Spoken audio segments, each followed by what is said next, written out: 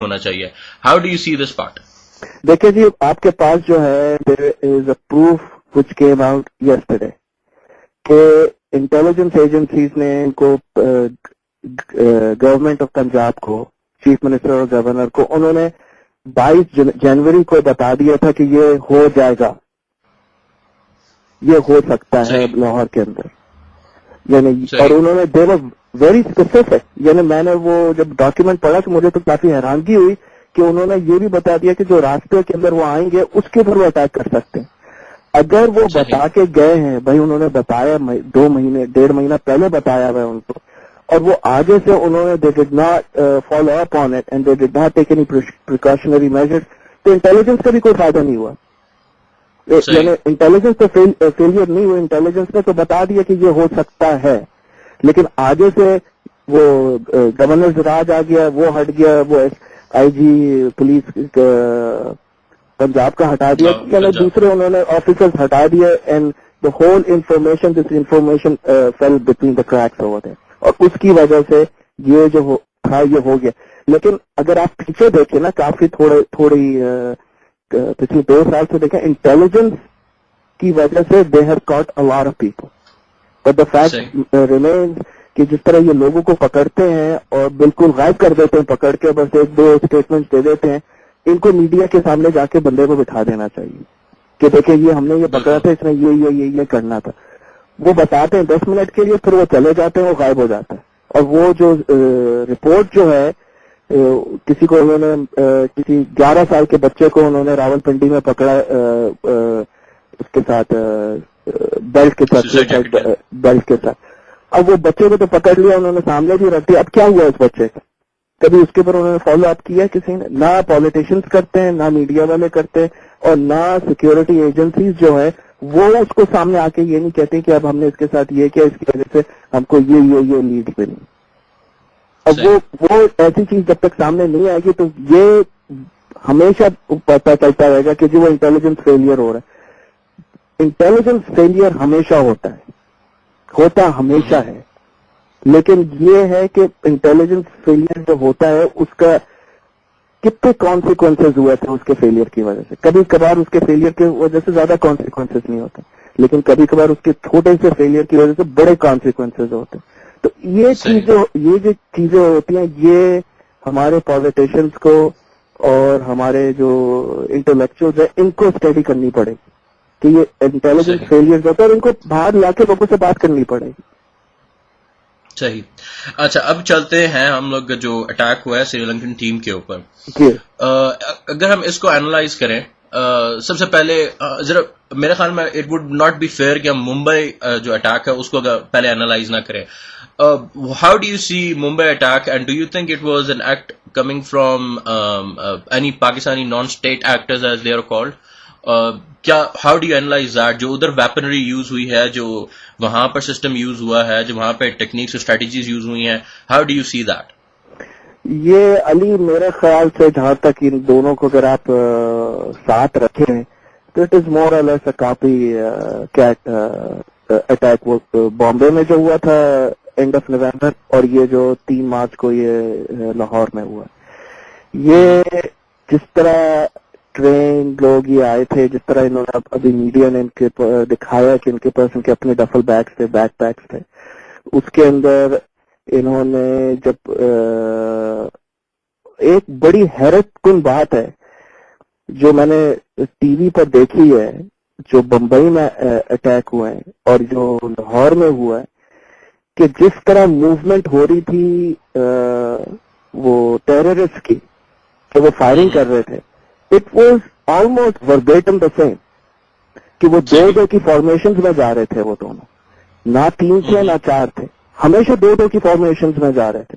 ایک فائرنگ کر رہا تھا اور دوسرا جو تھا نا پیچھے، وہ آپ نے غور کیجیے گا کہ جب پہلا والا فائرنگ کر رہا ہوتا ہے اس کے جو لیفٹ میں، جو یوزلی جو اس کے لیفٹ میں پیچھے کھڑا ہوتا ہے وہ فائرنگ نہیں کر رہا ہوتا ہے، وہ دیکھ رہا ہوتا ہے، وہ اسکیننگ کر رہا ہوتا ہے. جب اس کی کلپ ختم ہو جاتی ہے تو then he takes over and he starts to fire. So it is amazing کہ یہ جو تھے لکس لائک کہ یہ سب لوگ جو تھے نا ایک ہی کیمپ میں رہتے تھے، ایک ہی کیمپ سے آئے، ایک ہی قسم کا اسلحہ انہوں نے استعمال کیا ہے. اب دیکھیں جو انہوں نے وہاں کے بمبئی انہوں نے تو ابھی تک انہوں نے کوئی تصویر ہی نہیں دکھائی ہے کہ انہوں نے کون سا اسلحہ پکڑا ہے. دو تین انہوں نے دکھائی ہیں. لیکن جو یہاں لاہور میں جو انہوں نے ان کے ڈفل بیگز انہوں نے کھول کے دیکھے, اس کے اندر تو پتہ چل رہا تھا کہ یہ ان کا ارادہ تھا کہ یعنی 72 سے 72 گھنٹے تک انہوں نے بیٹھ کے انہوں نے اپنا کام کرنا. اب دیکھیں ان کے ڈفل بیگز انہوں نے کھولے, اس کے اندر سے کیا نکلا؟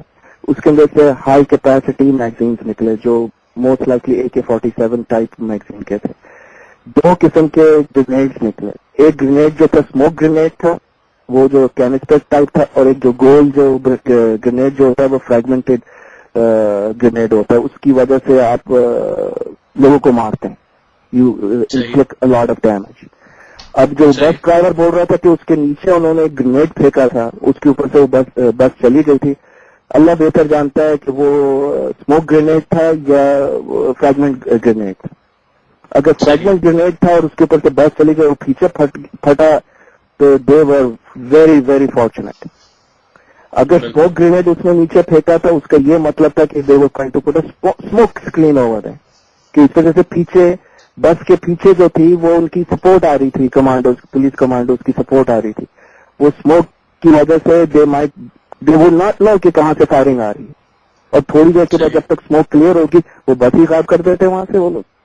اچھا, دوسری چیز یہ ہے جو بڑی اہم چیز ہے, ان کے ڈفل بیگ میں جو لاہور میں جو لوگ تھے, اس کے اندر سے پانی کی بوتلیں نکلی, اس کے اندر سے پستہ بادام ڈرائی فروٹ نکلے. اس کا یہ مطلب ہے کہ they were there for a long term, at least 72 گھنٹے کے لیے انہوں نے سوچ لیا تھا کہ یہ لڑائی کریں گے. اب یہ کیا کرنا تھا انہوں نے کہ بس کو ہائی جیک کر کے کہیں لے کے جانا تھا, یہ یا بس کو لے کے وہ وہیں چلے جاتے قذافی اسٹیڈیم کے اندر, لے کے جا کے ان لوگوں کو کمروں میں لے جاتے, بنکر آؤٹ کر جاتے وہاں, اپنے ڈیفینسو یعنی ڈیفینسو پوزیشن لے لیتے وہاں.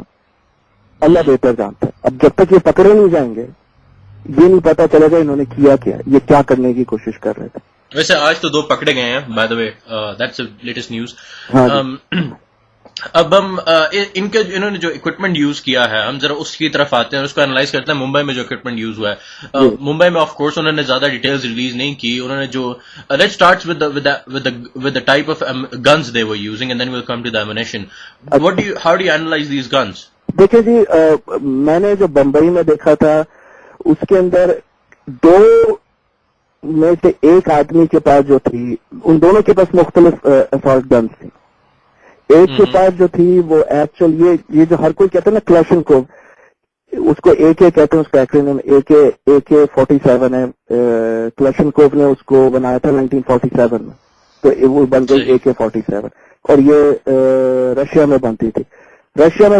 اس کے بعد رومینیا میں بننا شروع ہوئی, پھر چیکوسلوواکیا میں بننا شروع ہوئی, پھر ہنگری میں بننا شروع ہوئی. پھر اس کی کاپی جو تھی اس کا نام تھا ٹائپ 56, وہ چائنا میں بنی.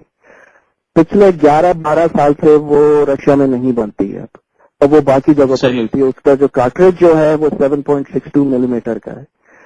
اب یہ جو دوسری جو میں آپ سے ذکر کیا کہ وہ جو دوسرا والا جو تھا ٹیررسٹ جو تھا وہاں بمبئی میں, جہاں تک میرا خیال ہے وہ جو تھی اس نے دوسرے قسم کی اسالٹ گن پکڑی ہوئی تھی. لگ رہی وہ ویسی تھی AK-47 تھی, لیکن یہ تھی AK-103 تھی. اس کا جو کارٹریج جو تھا, اس کا کیلیبر جو تھا وہ 5.56 کا تھا. وہ جو 5.56 والی جو AK-103 جو ہے وہ صرف جو ہے 3 ممالک کے پاس ہے. ابھی سوویت یونین کے پاس ہے, ان کی جو آرمی جو رشین جو آرمی جو ہے اس کا اسٹینڈرڈ ایشوئنس ہے, وہ جو ہے وینزویلا کے پاس ہے, اور وہی گن جو ہے وہ انڈیا کے پاس ہے, انڈیا کی بارڈر فورسز کے پاس ہے, وہی, اور کسی کے پاس نہیں ہے. اب وہ الگ بات ہے کسی نے کہیں سے چوری کر کے ان کو دی ہوگی, لیکن وہ ایشوئنس جو ہے نا وہ AK-103 جو ہے وہ انڈیا کے پاس ہے, وینزویلا کے پاس ہے, اور رشینز کے پاس. اب جو انہوں نے یہاں لاہور میں استعمال کی, فی الحال جو میں نے سب کچھ دیکھا ہے نا وہ سب ایک کلاس کی ہیں. وہ اب وہ اللہ بہتر جانتا ہے کہ وہ ٹائپ 56 جو ہے وہ چائنیز انہوں نے استعمال کی ہوئی ہیں, یا انہوں نے ہنگیرین, رومینین یا چیک ایشوئنس انہوں نے استعمال کیا. یہ جو ہے سو کال بلیک مارکیٹ میں آم ملتی ہیں، افریقہ کے اندر آم ہے، بہت ان کے ذخیرے پڑے ہوئے ہیں وہاں، تو it's not a big deal to buy it from there. لیکن ایک چیز کا